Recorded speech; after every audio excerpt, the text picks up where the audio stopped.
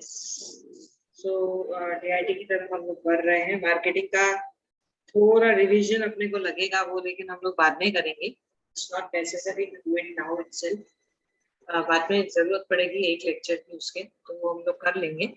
चलो हम लोग DIT स्टार्ट करते हैं। My dear students, there has been an information from the university for setting up of your papers. तो papers का काम तो चालू हो गया है, लेकिन अपना पोर्शन भी कंप्लीट होना चाहिए accordingly. Good morning Manisha.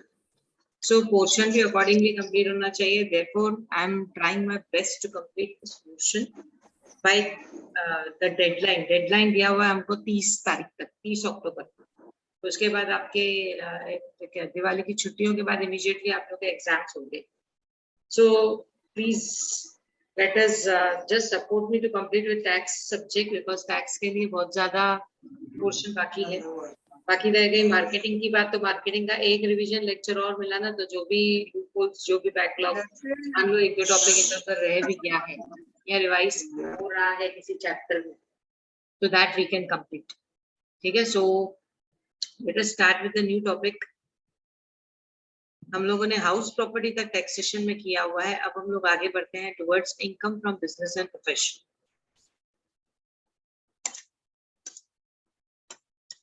Business or profession.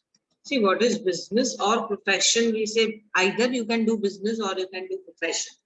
If I am talking about a chartered accountant, मान लो मैं chartered accountant भी हूँ और मैं professor भी हूँ, ठीक है? तो either I can do business or I can do profession. I cannot mix up the two things. जब मैं कॉलेज में आती हूँ तो मैं कॉलेज में एज ए प्रोफेसर आऊंगी। वहां मैं सबको ये नहीं बोलूंगी कि जो तुम्हारे रिटर्न्स फाइल करूं उसका पैसा इतना, इसका पैसा इतना, नहीं। वो मेरा हाफ डे जॉब जो रहेगा that will be my profession. और जब इवनिंग टाइम पे मैं जाऊंगी अपने ऑफिस में, इवनिंग टाइम पे अगर मैं ऑफिस मेंटेन कर रही हूँ तो आई कैन डू बिजनेस। लोग क्या करते हैं, लोग मिक्सअप करते हैं चीजों को।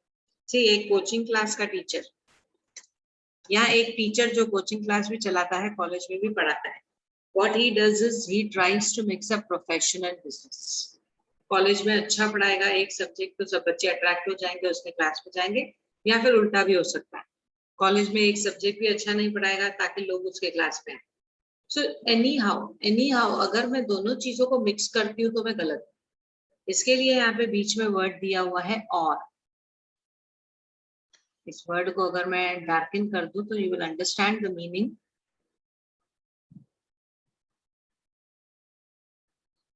You can see or, either it can be business or it can be profession. So income from business or profession. अब जब हम business की बात करते हैं तो business मतलब हमें दिया रहता है net profit. Profit and loss account बनाते हो और आपको दिया रहता है net profit. और अगर आप profession की बात करते हो तो profession में होता है surplus या deficit. ठीक है, income और expenditure account दिया रहता है और वहां पे आपको surplus या deficit find out करना होता है।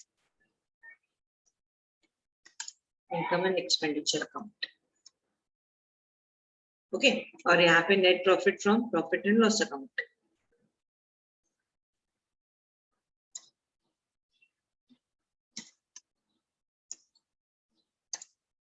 तो जब आपको प्रॉब्लम दिया रहेगा एग्जाम में, तुम लोग का तो ऑब्जेक्टिव्स पेपर है, लेकिन मान लो आगे के लिए, because we can not stick to objectives here, आगे के लिए इम्पोर्टेंट है हमारे लिए। अगर कोई बिजनेसमैन या अगर कोई प्रोफेशनल आपके पास आता है तो आप कैसे फाइंड आउट करोगे कि वो बिजनेसमैन है या प्रोफेशनल है? देखो, नॉर्मली प्रोफेशनल के एग्जांपल्स कौन से होते हैं? Chartered accountant, lawyer, doctor, these are professionals. Okay, कोई डिजाइनर, वेब डिजाइनर रहेगा तो वो प्रोफेशनल है। लेकिन अगर हम लोग बिजनेसमैन की बात करें तो बिजनेसमैन मतलब आपके जो पर्सन गुड्स और सर्विसेज पे डील करते हैं, सेल और परचेस करते हैं, जिनका trading account and profit and loss account बनता है। सो वहां पे आपको दिया रहेगा नेट प्रॉफिट। अब उस नेट प्रॉफिट को कम करने की कोशिश ऑन पेपर हर बिजनेसमैन करता है। कैसे हर बिजनेसमैन करता है ऑन पेपर नेट प्रॉफिट करने की कोशिश? पहले तो क्यों करता है? क्योंकि उसको नेट प्रॉफिट ऑन पेपर कम दिखाना है ताकि उसको टैक्स कम भरना पड़े। उसको मालूम है कि इनकम टैक्स बहुत ज्यादा होती है पे करने के लिए। इसके लिए what they do is they try to reduce their net profits.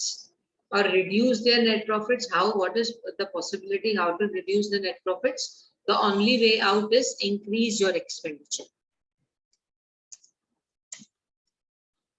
ठीक है, ऑन पेपर आप अपना एक्सपेंडिचर अगर ज्यादा दिखाते हो तो ऑटोमेटिकली प्रॉफिट कम हो जाएगा, राइट? एक्सपेंडिचर ज्यादा दिखाते हो तो प्रॉफिट कम हो जाएगा। तो बिजनेसमैन क्या करते हैं, जो उनके पर्सनल एक्सपेंडिचर्स है वो सब एक्सपेंडिचर्स भी वो लोग बिजनेस में दिखाते हैं। ओके, पर्सनल एक्सपेंडिचर्स भी बिजनेस में दिखाते हैं और नेचुरली बिजनेस का प्रॉफिट एंड लॉस अकाउंट खर्चा ज्यादा, income come, automatically profit less. So this is the way यहाँ पे पर्सनल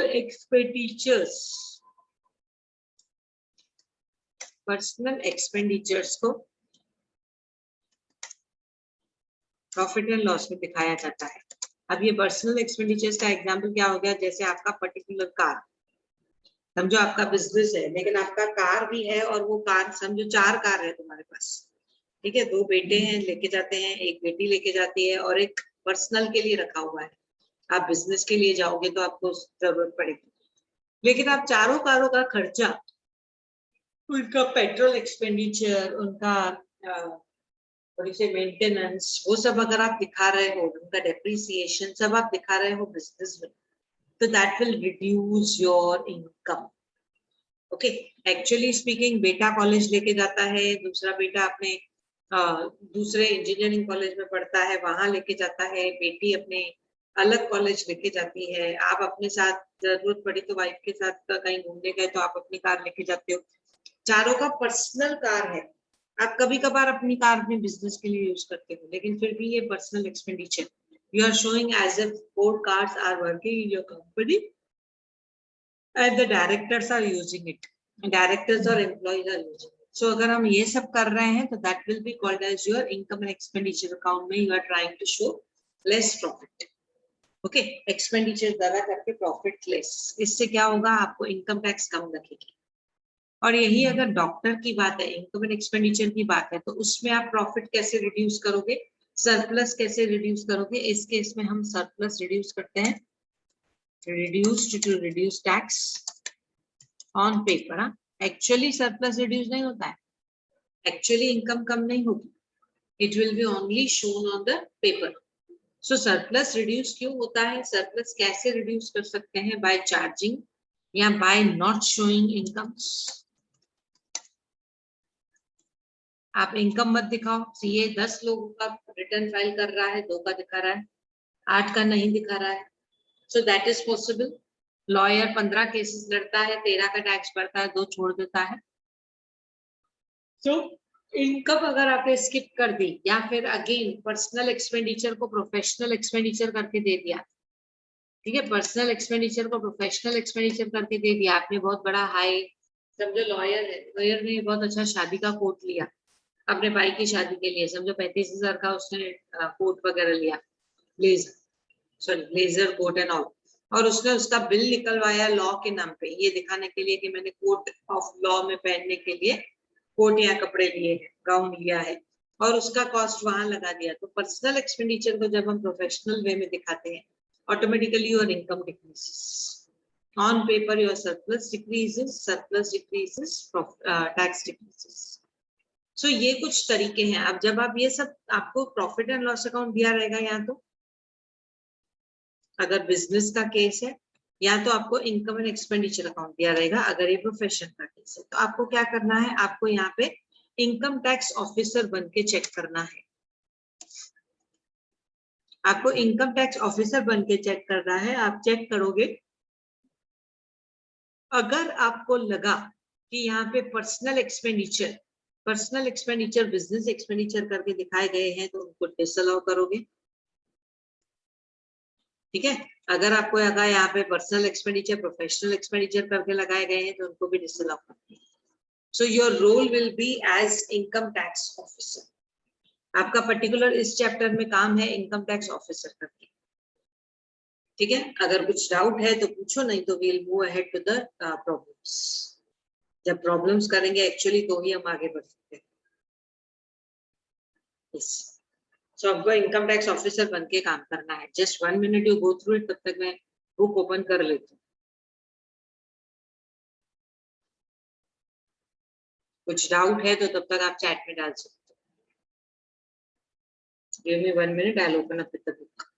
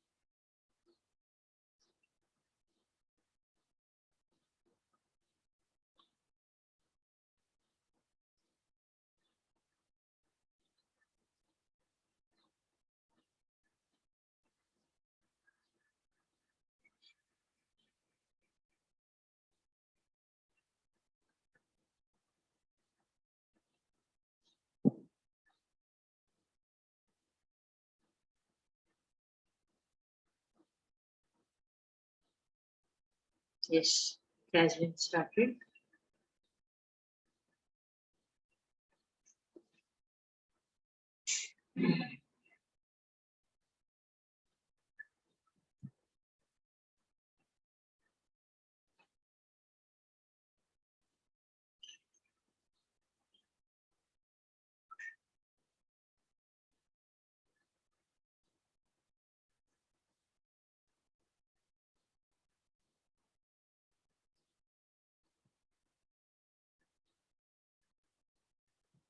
Yes.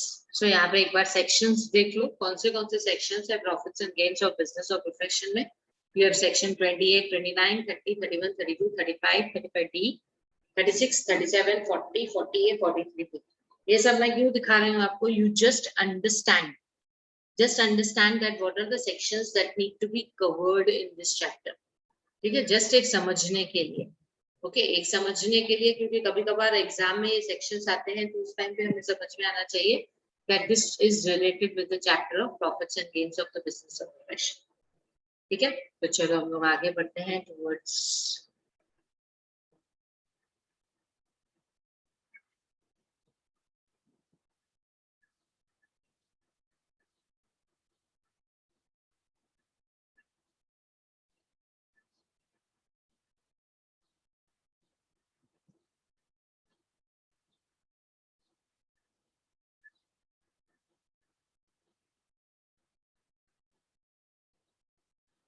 yes.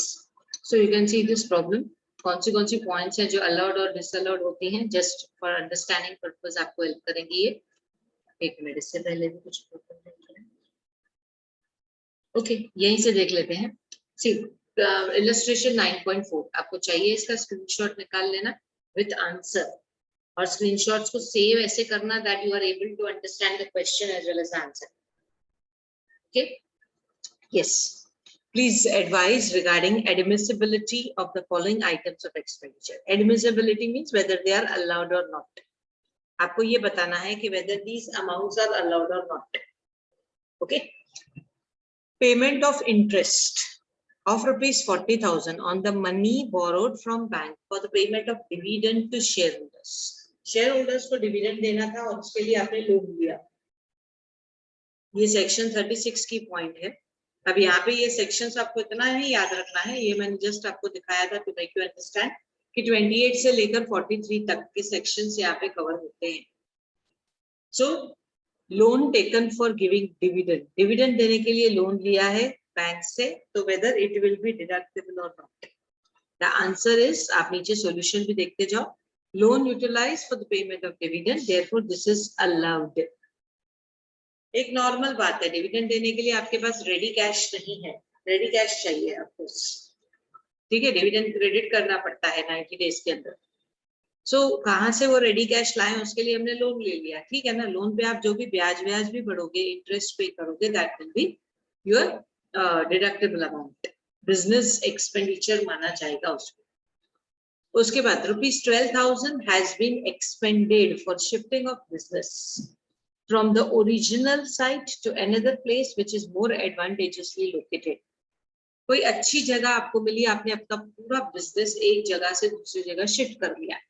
पूना में थे, अब वाशी जैसे सेटअप होने लगे। आपको मालूम है न्यू बॉम्बे जब सेटअप हो रही थी तो सभी बिजनेसमैन वहां शिफ्ट हुए थे, क्योंकि वहां पे इनकम टैक्स एक्सपेंडिचर वगैरह बहुत सारी फायदे दिए गए थे, गवर्नमेंट ने दिए, ताकि लोग एनकरेज हो और ऐसी पिछड़ी हुई एरियाज, ऐसी लेफ्ट ओवर एरियाज को यूज करें। सो अगर ऐसा कुछ है, हम लोग शिफ्ट कर रहे हैं बिजनेस प्रीमाइस, देखो आंसर क्या दिया हुआ है, shifting of business premise is an expenditure of benefit, business benefit है, बिजनेस के लिए खर्चा किया हुआ है, it is capital expenditure, hence it is not allowable. ठीक है, अलाउ होना चाहिए, लेकिन ये बहुत बड़ा एक्सपेंडिचर है, कैपिटल एक्सपेंडिचर है, इसके लिए इसको एट अ टाइम आप अलाउ नहीं करोगे, इसको थोड़ा थोड़ा करके अलाउ किया जाएगा। सो यहाँ पे कैपिटल एक्सपेंडिचर करके आप उसको नॉर्मल बैलेंस शीट में दिखाओगे, दैट इज द रीजन यहाँ पे आपको दिया हुआ है कि ये प्रॉफिट एंड लॉस में एज एन एक्सपेंडिचर नहीं दिखेगा। ओके, प्रॉफिट एंड लॉस में एज एन एक्सपेंडिचर हम उसको नहीं दिखाएंगे। It is having enduring benefit, enduring means long term benefit है, तो naturally it's capital expenditure, capital revenue आपने किया हुआ, hence it is not allowable. Okay, उसके बाद नेक्स्ट देखो, lump sum paid to acquire a license regarding technical information to reduce the production cost. हमने कोई लाइसेंस लिया है, ठीक है, लाइसेंस लिया है ताकि हम ओरिजिनल कॉस्ट को कम कर सकें। लाइसेंस जो कॉपी रहेगी तो आपको ज्यादा पे नहीं करना पड़ेगा आउटसाइडर्स को। तो लाइसेंस जो कॉपी आपने ली है तो naturally it is capital expenditure, इसको आप नॉर्मल एक्सपेंस करके बिजनेस में नहीं, प्रॉफिट एंड लॉस में नहीं दिखा सकते। हाँ, क्या दिखा सकते हो, उसका डेप्रिसिएशन। So clearly दिया हुआ है, payment made to acquire license regarding technical information is a capital expenditure. Only depreciation is allowed under section 32. I hope the things are very clear. कोई टेंशन नहीं है। Okay. उसके बाद next is expenses for registration of trademarks. Trademarks को register करने के लिए ना, trademarks को रजिस्टर करना, trademark is something that you are using for a particular time period. Normally ये एक्सपेंसेस आपको हर साल करने पड़ते हैं, हर साल ट्रेडमार्क को मेंटेन करने के लिए आपको पे करना पड़ता है। सो एवरी ईयर का expenditure, it is the revenue expenditure and is allowable under section 38। कोई भी एक्सपेंडिचर बिजनेस का देखो डिसअलाउड नहीं होता है, खाली फर्क ये होता है कि आप उसको रेवेन्यू करके दिखाओगे या कैपिटल करके दिखाओगे, मतलब प्रॉफिट एंड लॉस में दिखाओगे या बैलेंस शीट में दिखाओगे, दैट्स ऑल। So यहाँ पे it is allowed as a business expenditure, normal revenue expenditure and it is allowed.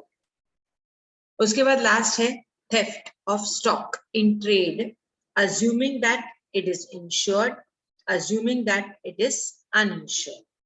अब जो loss of stock in trade है, loss of stock in trade ये तो business का part and parcel है, ठीक है, जो भी नुकसान होता है business में goods का, वो तो part and parcel of the business है।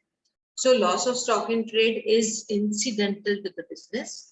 However, if it is insured, insurance compensation received will be a trading receipt.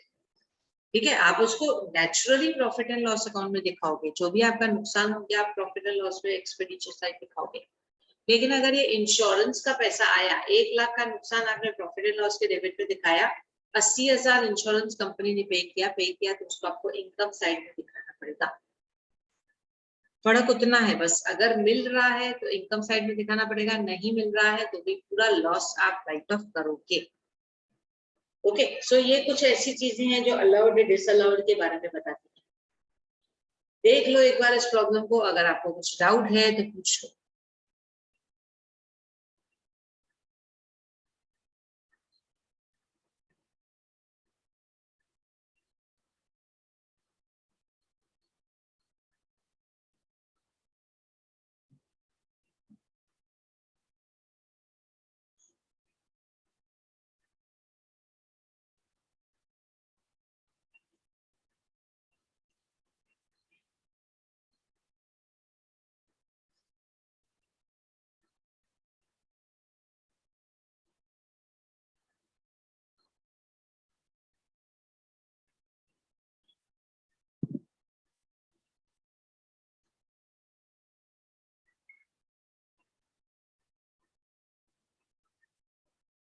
Just check कर लो एक बार, क्लिक चाहिए तो क्लिक ले लो।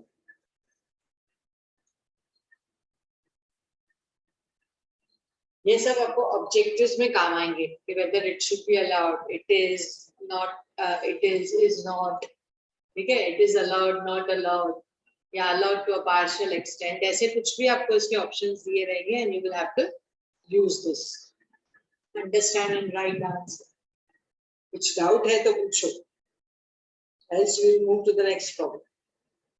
मेन पॉइंट्स कवर हो गई हैं, बस ध्यान देना, रेवेन्यू एक्सपेंडिचर कवर होता है, कैपिटल नहीं होता है, ये हमको पहले भी मालूम है।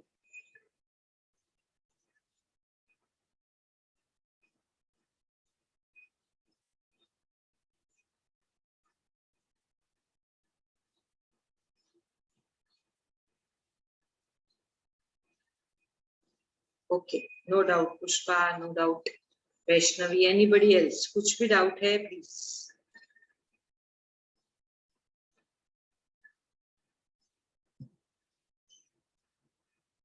निकिता ओके,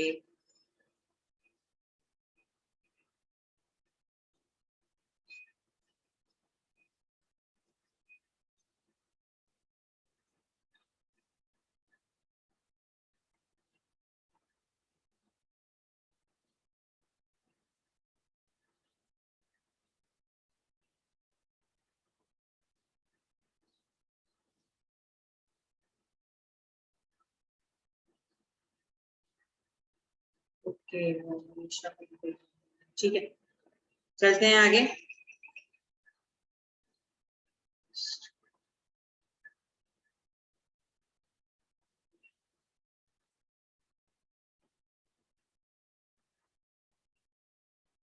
ओके,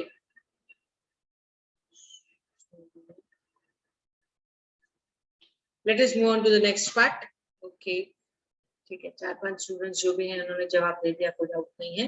आगे बढ़ते हैं टुवर्ड्स नेक्स्ट। देखो, following is employer's contribution to RPF, ये बहुत ध्यान देना क्योंकि ये आपको डेट्स भी आएंगी और फिर पूछा जाएगा कि whether the deduction will be available और नॉट। ठीक है, तो आपको यस नो या will be available, will not be available, can not be said, ऐसे करके आपको आंसर्स ऑप्शंस आएंगे।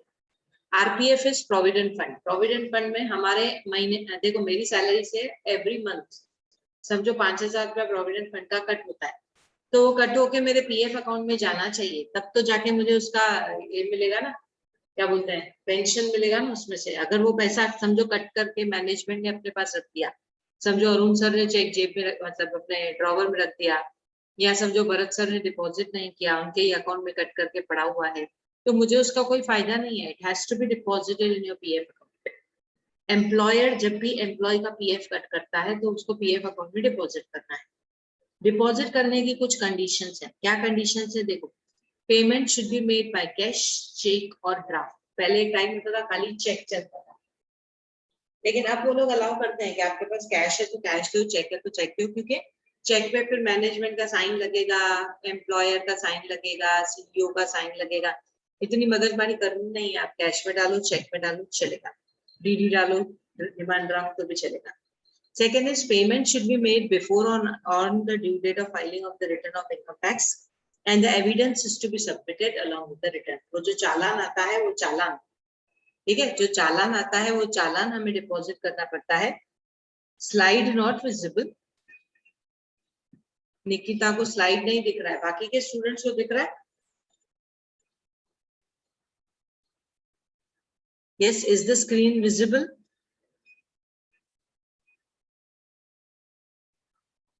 Yes, निकिता कुछ इश्यू होगा आपका, ठीक है ना। जब तक आप चेक करो लेक्चर जब तक खत्म हो, अगर नहीं उसके बाद भी तो आप रिकॉर्डिंग में देख सकते हो, ठीक है, वो पार्ट पूरा रिकॉर्डिंग में देख लेना। तो please dear students just understand that income tax return file करने की डेट से पहले, okay, income tax return file करने की डेट से पहले उसको डिपॉजिट करना चाहिए और उसका प्रूफ दिखाना पड़ता है, चालान की कॉपी दिखानी पड़ती है। सो यहाँ पे देखो क्लियरली आपको दिया हुआ है, इनकम टैक्स पे कब करना था, due date for filing the return of income is 30th सितंबर। इनकम टैक्स ड्यू डेट जिसको बोलते हैं, रिटर्न फाइल करने की ड्यू डेट, रिटर्न फाइल करने की मतलब पूरा स्टेटमेंट बना के इनकम टैक्स ऑफिस में डिपॉजिट करके आना। स्टेटमेंट बना के इनकम टैक्स ऑफिस में डिपॉजिट करके आना, उसको हम लोग बोलते हैं रिटर्न फाइल करना।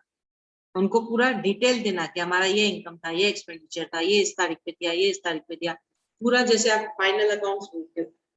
ओके, उसका एक डॉक्यूमेंट, उसका पूरा एक स्टेटमेंट बना के, रिपोर्ट टाइप एक स्टेटमेंट बना के डिपॉजिट करना इनकम टैक्स ऑफिस में। That is called as return of income. उनके प्रोफॉर्मास होते हैं। अब देखो, पहला दिया हुआ है अमाउंट ऑफ पेमेंट 5,000 था, ड्यू डेट थी 15 अक्टूबर और 15 अक्टूबर को पे कर दिया गया कैश में। सो रीजंस फॉर अलाउंस और डिसअलाउंस आपको क्लियरली दिया हुआ है। It is allowed in the previous year क्योंकि पेड इन कैश, और वो भी ड्यू डेट पे आपने पे कर दिया, 15 अक्टूबर का 15 अक्टूबर को पे कर दिया। उसके बाद 8,000 रुपया 15 नवंबर का आपने 16 नवंबर को पे किया कैश में। हाँ ठीक है, अलाउ होगा। क्यों अलाउ होगा? क्योंकि ड्यू डेट से तो पहले दिया ना आपने। ड्यू डेट क्या थी? 30 सितंबर 21। 30 सितंबर 21 मतलब नेक्स्ट ईयर। आपने तो 20 में ही दे दिया, 16 नवंबर 20 में दे दिया, तो दैट विल बी अलाउड। उसके बाद 10,000 15 दिसंबर को ड्यू था और आपने 14 दिसंबर को ही पे कर दिया, एक दिन पहले ही पे कर दिया, इट विल बी अलाउड। उल्टा कैश आप एडवांस में पे कर रहे हो, अच्छी बात है, चेक से पे किया आपने पर एडवांस में, ओके। उसके बाद 7,000 15 जनवरी को ड्यू था, आपने 16 अप्रैल को पे किया। आप बोलोगे अरे साल खत्म हो गया, 31 मार्च के बाद पे कर रहे हैं, तो क्या हो गया? 31 मार्च इंपॉर्टेंट नहीं है। इनकम टैक्स रिटर्न आपने कभी दिया है? 30 सितंबर, उससे पहले दे रहे हो ना, उससे पहले दे रहे हो, तो that will be allowed, 7,000 rupees will be allowed. उसके बाद 28 फरवरी का आपने 27 जुलाई को पे किया है 13,000 रुपए। 28 फरवरी का 27 जुलाई को पे किया है, that will also be allowed क्योंकि विद इन द ईयर है, यानी कि आपने इनकम टैक्स रिटर्न फाइल करने से पहले कर दिया। इनकम टैक्स में आप उसको दिखा सकते हो, क्लेम कर सकते हो। अब लास्ट पॉइंट देखो, 19,000 रुपए 31 मार्च 21 को ड्यू है और आपने 28 जनवरी 22 यानी कि नेक्स्ट ईयर पे किया है। इस बीच में 30 सितंबर 21 को आपने इनकम टैक्स को रिकॉर्ड भी दिया, उस रिकॉर्ड में आपने ये पेमेंट नहीं दिखाया, that payment will be disallowed. Actually ऐसा होना चाहिए, it should be paid with in time, लेकिन अगर आप टाइम पे नहीं पे करते हो, it is disallowed for 2021 and it will be allowed for the next year 21-22। आप बोलोगे नेक्स्ट ईयर में तो मिलेगा ना, लेकिन बहुत बार ऐसा होता है कि नेक्स्ट ईयर में हमको चाहिए ही नहीं, हमको चाहिए इस साल में। आज का खर्चा आज के दिन में ही एडजस्ट होना चाहिए, कल के दिन का कल के दिन में एडजस्ट होना चाहिए, रूल प्रॉपर चलना चाहिए। सो अगर मैं ये फॉलो नहीं करती हूँ, 30 सितंबर के बाद मैंने दिखाया है, पेमेंट किया है, तो that will be shown in the next year, not in this particular. So this is how your condition to for the payment. Due date से पहले पे करो, कैश में पे करो, चेक में पे करो, डीडी में पे करो, चलेगा, लेकिन इनकम टैक्स रिटर्न फाइल करने के ड्यू डेट से पहले पे करो। This is the condition that you have to follow. कोई डाउट है पूछ लो, else we'll wind up with the lecture. Next lecture we will continue.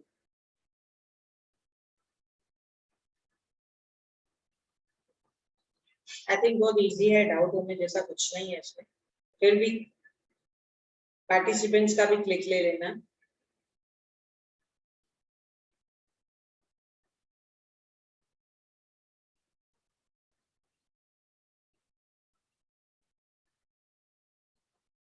Screenshot ले लो, कुछ डाउट होगा अभी नहीं, बाद में सोचते सोचते आपको लगे कि यार ये ऐसा कैसा हुआ, ये ऐसा नहीं होना चाहिए था, ये कैसे मैडम ने इसमें क्या बोला था, you can just message me, I will answer you, no problem at all.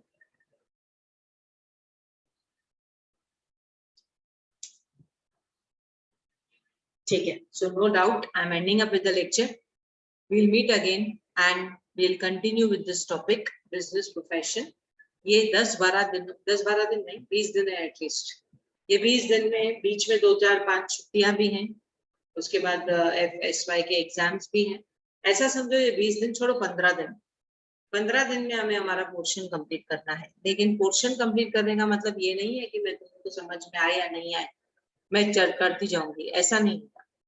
इसके लिए प्लीज जस्ट सपोर्ट मी। एक लेक्चर में 2 प्रॉब्लम 3 प्रॉब्लम दिखाते जाऊं, मैं कराती जाऊं, बताती जाऊं, एक्सप्लेन करती जाऊं, लेकिन इतना है कि आपको समझ के लेना है। जहां भी जो भी डाउट आए उसको रिवाइज करो एंड डाउट्स पूछो। ओके, सो चलो I am stopping with the share. Bye bye. Ending up with the lecture. Good day.